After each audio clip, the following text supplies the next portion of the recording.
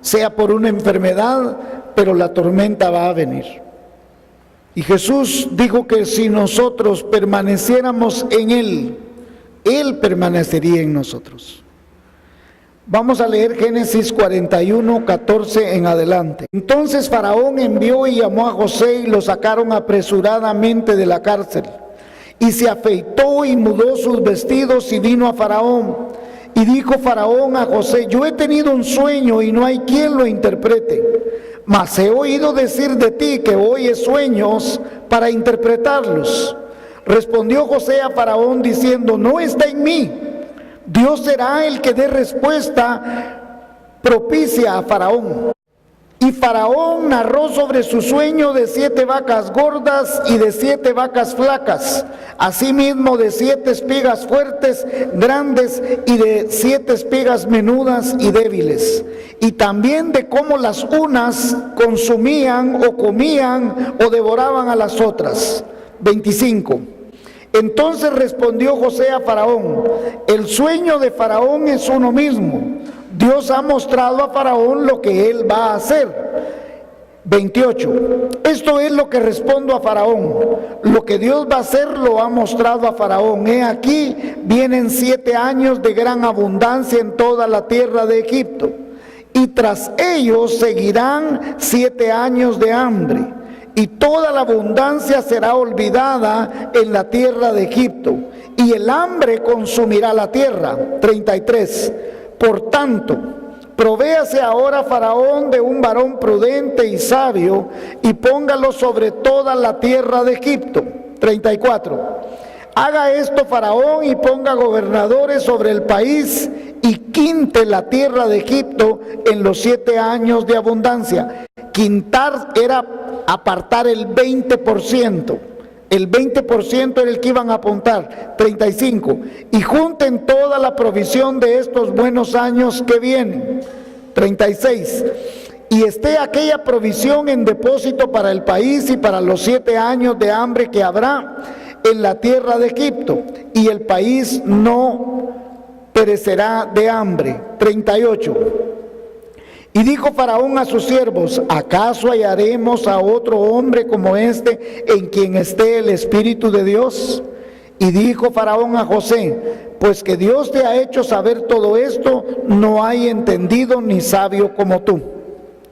Tú estarás sobre mi casa, y por tu palabra se gobernará todo mi pueblo, y solamente en el trono seré yo mayor que tú. Dijo además Faraón a José: he aquí yo te he puesto sobre toda la tierra de Egipto.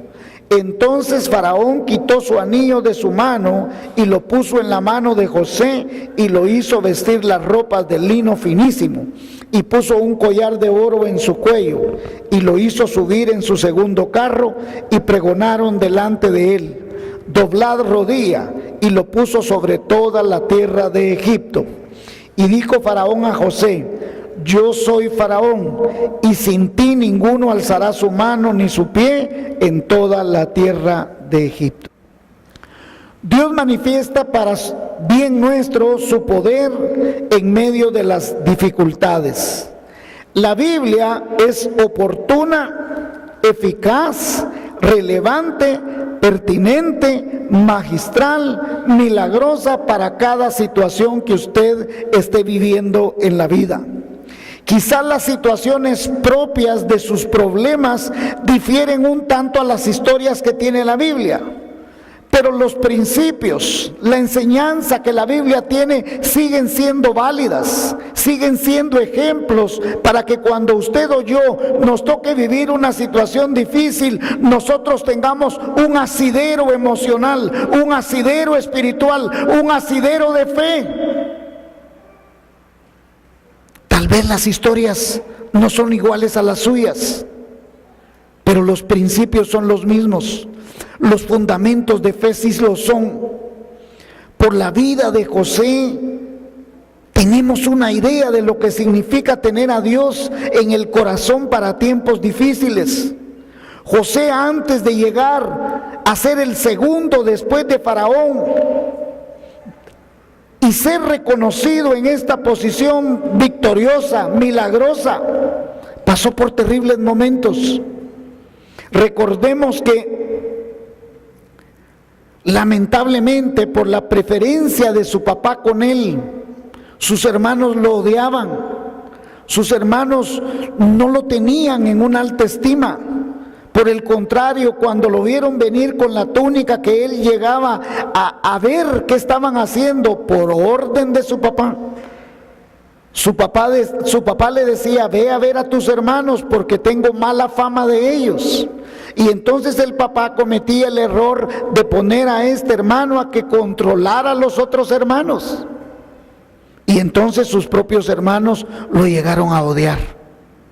Y cuando tuvieron la oportunidad, lo tomaron cautivo y lo querían matar. Rubén es el que dice: no lo matemos. Y por alguna razón que la Biblia no menciona, dice que Judá es el que dice: vendámoslo mejor. Y es interesante estas figuras, hermanos, porque Judá es el que dice: vendámoslo. Pero cuando la segunda vez que llegan a Egipto por comida, es Judá que dice: yo me pongo en lugar de él, de mi hermano, dice. Por eso es que de Judá van a ser el Mesías, porque él asume la responsabilidad. Rubén era quien tenía que asumir la responsabilidad, pero recuerde que Rubén, por su actitud carnal, él fue desechado a ser el primogénito. Y Judá asume espiritualmente, dice: yo me quedo en lugar de mi hermano. Y Judá representa a Jesús, por eso Jesús toma nuestro lugar. Jesús toma nuestro lugar en la cruz. Pero José, que también es figura de Cristo, él es figura de Cristo porque él se convierte en salvador de un pueblo. Este hombre no solo es vendido por sus propios hermanos, quería ser asesinado por sus hermanos, lo venden a una caravana de ismaelitas. Los ismaelitas, cuando llegan a Egipto, lo venden a Potifar. Potifar era el capitán de la guardia del faraón y lo pone en su casa. Luego la propia esposa de este hombre, Potifar, quiere dormir con él, y como él se niega, va a parar a la cárcel. O sea, es una tragedia de vida, hermanos, porque de ser el hijo preferido de la casa, que se vestía con trajecito bien bonito de colores, ahora resulta que tiene un traje de dolor, un traje de esclavitud, un traje de tragedia, un traje de angustia, un traje de pobreza, un traje de vergüenza, y va a parar hasta la cárcel. De esto en la vida de José aprendemos sobre el poder de Dios en medio de las dificultades. Primero, la fe del joven se fortaleció y esto lo ayudó a poner su fidelidad por encima del bienestar personal. Porque muchas veces, como dijo don Noé, nos preguntamos por qué. Pero nuestra fe debe estar puesta en el autor y consumador de la fe, no en nuestro bienestar. Cuando la misma esposa de Potifar, era injusto, él no había hecho nada. Y personalmente pienso que Potifar dudaba de que él hubiese hecho algo. Por eso lo lleva a la cárcel del mismo faraón. No lo llevó a la cárcel del pueblo, lo llevó a la cárcel donde estaban presos los oficiales del rey. Si Potifar hubiese estado seguro de que este hombre era malo, él lo hubiera matado. Si era un esclavo, no valía nada. Segundo, la presencia del Señor hizo que a José le fuera bien donde quiera que él estuviera. Lo venden y va a la casa de Potifar, y dice la Biblia que Potifar vio que todo la mano de Jehová estaba con él. Y cuando fue a la cárcel vieron que la mano de Dios estaba con él y lo pusieron de encargado de la cárcel.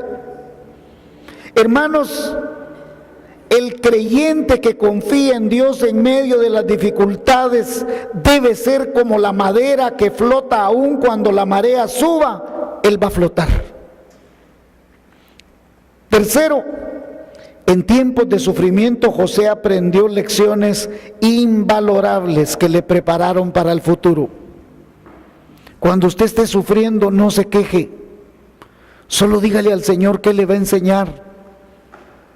Porque José, como esclavo y como prisionero, aprendió la cultura, las responsabilidades, los detalles de lo que pasaba en esa sociedad egipcia.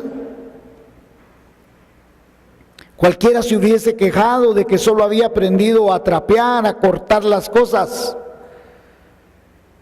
a cuidar la milpa, qué sé yo. Pero este hombre aprendió muchas cosas de administración. Pero sobre todo aprendió a poner en primer lugar a Dios. Y sinceramente, hermanos, esta es la parte que a la mayoría nos cuesta. La mayoría nos cuesta poner al Señor Jesucristo en primer lugar en nuestras vidas. Nos cuesta ser sensibles que bajo cualquier circunstancia Dios tiene el control y que nosotros debemos confiar en su poder, en su grandeza, en su señorío, en su provisión. Y una bendición adicional fue la oportunidad de ser testigo de la suficiencia y el poder de Dios. Porque cuando fue traído a Faraón, él no dijo, sí, yo soy una persona que desde niño interpreto sueños. Él no dijo eso. No está en mí, dijo él. Sino es de Dios el interpretar los sueños. Nosotros podemos ver crecer nuestra fe cuando confiamos en nuestro Padre Celestial en medio de las dificultades. Cuando nosotros le damos a Dios el lugar que a Él realmente le corresponde, su presencia nos fortalece y nos va a librar de toda tentación. La Biblia dice que José era un hombre de bello parecer. Seguramente si esta mujer era una mujer sensual, que le gustaban las cosas mundanales, desde que lo vio y era un hombre guapo, ella dijo, este hombre es mío. Le puso el ojo al hombre, le puso el ojo y dijo, este lo voy a hacer caer. Y hermanos y hermanas, déjeme decirle, usted es una persona lindísima, usted es inigualable. La presencia gloriosa de Cristo está en su corazón y entonces Satanás va a buscar la manera, la forma de hacer que usted caiga. Satanás va a buscar por todos los medios posibles para que usted sea condenado. Satanás sabe que le espera el juicio eterno. Satanás sabe que le espera el lago de azufre.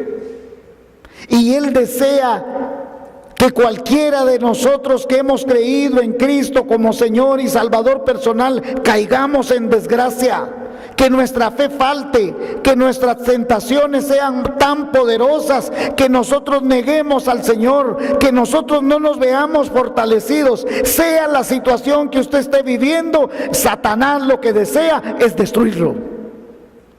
Y él va a buscar cualquier forma.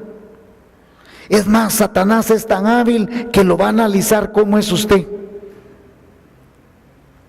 Él va a buscar sus puntos débiles.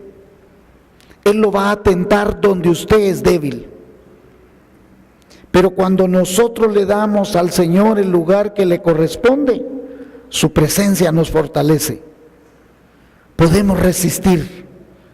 Entonces también nosotros podemos estar preparados para hacer la obra del reino y listos para proclamar su grandeza a quienes nos rodean. Cuando esto pase y seamos capaces de comprender que en todas las situaciones, en todas las circunstancias de la vida, por muy difíciles que éstas sean, por muy dolorosas, por muy terribles, tengamos presentes que tenemos que confiar en el poder de Dios en medio de las dificultades. Dios siempre va a estar presente en los días malos. Yo les he demostrado que Dios está en todo lugar buscando alcanzarnos. Así como Dios está en un hospital, Dios está en la cárcel, Dios está en el cuarto de la prostituta, Dios está en el cuarto del drogadicto, tratando de alcanzarlo. Les he contado historias de cómo Dios llega a cualquier lugar tratando de alcanzar a cualquier persona. Vamos a ilustrarlo más profundamente con Génesis 39. Vamos a ir a Génesis 39 y miren lo que dice. Llevado pues José a Egipto, Potifar, oficial de Faraón, capitán de la guardia, varón egipcio, lo compró a los ismaelitas que lo habían llevado allá. Mas Jehová estaba con José y fue varón próspero y estaba en la casa de su amo el egipcio. Y vio su amo que Jehová estaba con él y que todo lo que él hacía, Jehová lo hacía prosperar en su mano. Y así halló José gracia en sus ojos y le servía. Y él lo hizo su mayordomo de su casa y le entregó en su poder todo lo que tenía.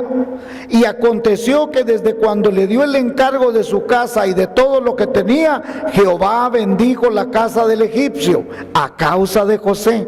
Y la bendición de Jehová estaba sobre todo lo que tenía, así en la casa como en el campo. Ve que no importa que aunque usted esté pasando por un problema difícil, si usted pone a Dios en primer lugar, Jehová estará con usted. Aún en medio del dolor, ahí lo va a prosperar, ahí lo va a sanar, ahí lo va a restituir, ahí lo va a sanar, ahí le va a hacer justicia. Y dejó todo lo que tenía en mano de José y con él no se preocupaba de cosa alguna, sino del pan que comía, y era José de hermoso semblante y bella presencia. Aconteció después de esto que la mujer de su amo puso sus ojos en José y dijo: duerme conmigo. Y él no quiso y dijo a la mujer de su amo: he aquí que mi señor no se preocupa conmigo de lo que hay en su casa y ha puesto en mi mano todo lo que tiene. No hay otro mayor que yo en esta casa, y ninguna cosa me ha reservado, sino a ti, por cuanto tú eres su mujer. ¿Cómo pues haría yo este grande mal y pecaría contra Dios? Mire, él tiene claro el concepto que su pecado es ¿contra quién? Contra Dios. Y hallando ella a José cada día y no escuchándola para acostarse al lado de ella para estar con ella, aconteció que entró él un día a casa para hacer su oficio y no había nadie de la casa allí. Y ella lo asió por su ropa diciendo: duerme conmigo. Entonces él dejó su ropa en las manos de ella y huyó y salió. Y cuando vio ella que le había dejado su ropa en sus manos y había huido fuera, llamó a los de la casa y les habló diciendo: ahí va la mentira, ahí va el engaño. Mirad, nos ha traído un hebreo para que hiciese burla de nosotros. Vino él a mí para dormir conmigo y yo di grandes voces. Y viendo que yo alzaba la voz y gritaba, dejó junto a mí su ropa y huyó y salió. Y ella puso junto a sí la ropa de José hasta que vino su señor a su casa. Entonces le habló ella las mismas palabras diciendo: el siervo hebreo que nos trajiste vino a mí para deshonrarme. Cuando yo alcé mi voz y grité, él dejó su ropa junto a mí y huyó fuera. Y sucedió que cuando oyó el amo de José las palabras de su mujer le hablaba diciendo: así me ha tratado su siervo, se encendió su furor. Y tomó su amo a José y lo puso en la cárcel donde estaban los presos del rey, y estuvo allí en la cárcel. Pero Jehová estaba con José. Mire qué bonito. Pero Jehová estaba con José. Usted puede poner su nombre ahí. Pero Jehová estaba con Salvita. Pero Jehová estaba con Domínguez. Pero Jehová estaba con los Taqué. Usted puede poner su nombre ahí. Ponga su nombre. Cuando usted lea la Biblia, ponga su nombre. Y le extendió su misericordia y le dio gracia a los ojos del jefe de la cárcel. Y el jefe de la cárcel le entregó en su mano de José el cuidado de todos los presos que había en aquella prisión. Y todo lo que así se hacía allí, él lo hacía. no necesitaba atender el jefe de la cárcel cosa alguna de los que estaban al cuidado de José, porque Jehová estaba con José y lo que él hacía, Jehová lo prosperaba. Amén. Uno pensaría, hermanos, que esta historia es de una telenovela, pero en realidad es una historia de la vida real. Las noticias recientes nos hablan de las tragedias. Hace más de una semana este hombre de Cobán, que sospechando que su esposa se acostaba con un hombre en un camión, la partió a pedacitos en machete. Y este mismo viernes, ahora mismo en Cobán, fue una mujer la que agarró a machetazos a un hombre y lo mató. Las historias de tragedia se repiten. Mire esa enorme caravana de migrantes que va para Estados Unidos. Son miles que están ya del otro lado. Ya han muerto gente. Y aún en medio de la caravana hay unos que han matado a otros. La tragedia humana se repite día a día. Y todo esto nos muestra ejemplos claros de lo difícil de la vida. Los tiempos duros que estamos viviendo. Vivimos tiempos de divorcios, vivimos tiempos de falta de empleo, de muerte, de dolor, de tragedias. Y todo, absolutamente todo, termina en amargura y decepción. Pero los creyentes tenemos un Padre Celestial que ha prometido estar con nosotros en todas las dificultades. Nosotros podemos confiar en Él. Dios sabe antes que suceda la dificultad, el problema, la enfermedad, la angustia,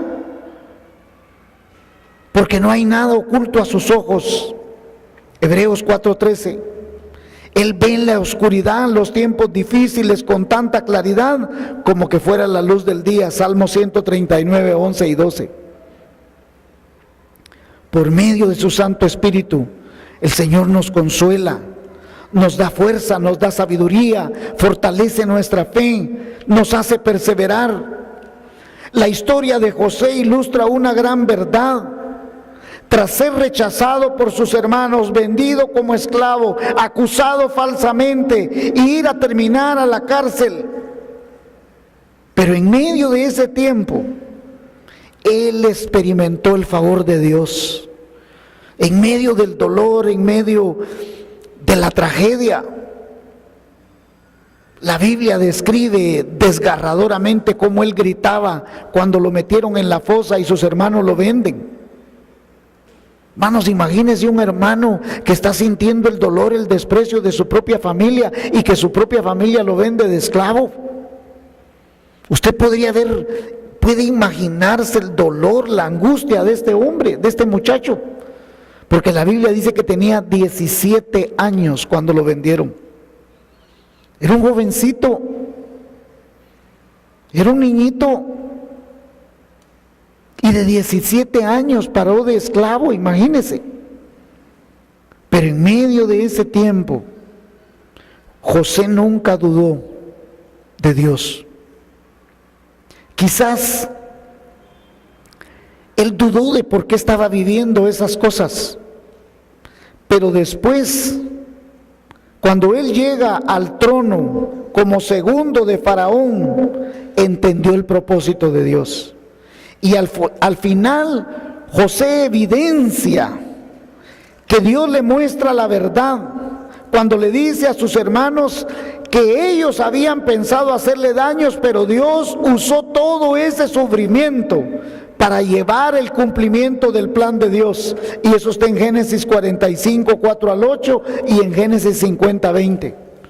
Él les dice: ustedes quisieron hacerme daño a mí, pero Dios tenía un plan más grande. Cuando alguien quiere hacerle daño a usted, no se preocupe. Dios tiene un plan más grande de lo que Satanás quiera hacer en su vida. Dios tiene un plan más grande. En medio de su dolor, en medio de su tragedia, en medio de las vicisitudes que usted le toque vivir, Dios tiene un plan más grande. Cuando los problemas vengan con dureza, recuerde las verdades de Dios, recuerde las promesas de Dios. El Espíritu Santo que mora en su corazón, que está presente en su vida, le dará los recursos, le fortalecerá en fe y le ayudará a sostenerlo en la jornada que le toque vivir.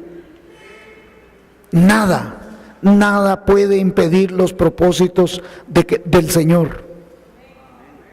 Isaías 14:27 dice: nadie puede interrumpir los planes y los propósitos de Dios. ¿Qué debemos hacer? Confiar en el poder de Dios en medio de las dificultades. Amén, hermanos.